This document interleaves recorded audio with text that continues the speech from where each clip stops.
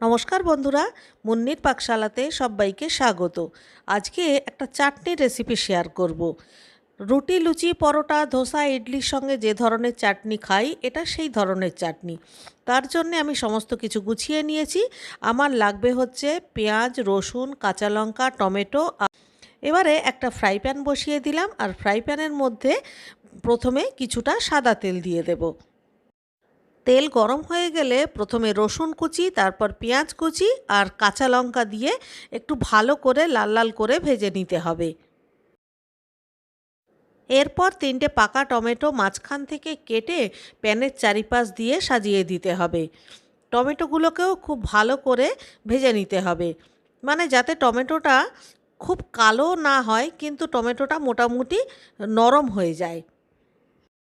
এরপর নামিয়ে নিয়ে একটু ঠান্ডা করে নিতে হবে।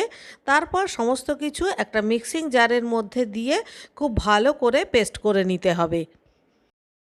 পেস্ট করবার সময় আপনারা চাইলে এক মুঠো ঝুরি ভাজা কিংবা এক মুঠো চিনেবাদামও দিতে পারেন, তবে আমি এখানে কিছুই দিচ্ছি না। আমার এই রকম নর্মাল চাটনিটাই ভালো লাগে। তো যাই হোক, আমার চাটনিটা পেস্ট করা হয়ে গেছে, আমি একটা বাটিতে ট্রান্সফার করে নিলাম। এবারে এর মধ্যে স্বাদমতো নুন দিয়ে দিতে হবে, আর একটু সর্ষের তেল দিয়ে দিতে হবে। এই ধরনের চাটনিতে লাস্টে একটু সর্ষের তেল দিলে চাটনির টেস্ট এবং ফ্লেভার দুটোই খুব ভালো হয়। যে কোনো ধরনের পকোড়া বা সিঙাড়ার সঙ্গেও কিন্তু এই চাটনিটা খেতে বেশ ভালো লাগে। রেসিপিটা ভালো লাগলে বরাবরের মতো একটা লাইক করবেন, কমেন্ট করে আমাকে জানাবেন। আর আপনি যদি আমার চ্যানেলে নতুন বন্ধু হয়ে থাকেন, তাহলে চ্যানেলটিকে সাবস্ক্রাইব করে প্লিজ আমার পাশে থাকবেন। তাহলে আজকের মতো এই পর্যন্ত, দেখা হচ্ছে পরবর্তী ভিডিওতে।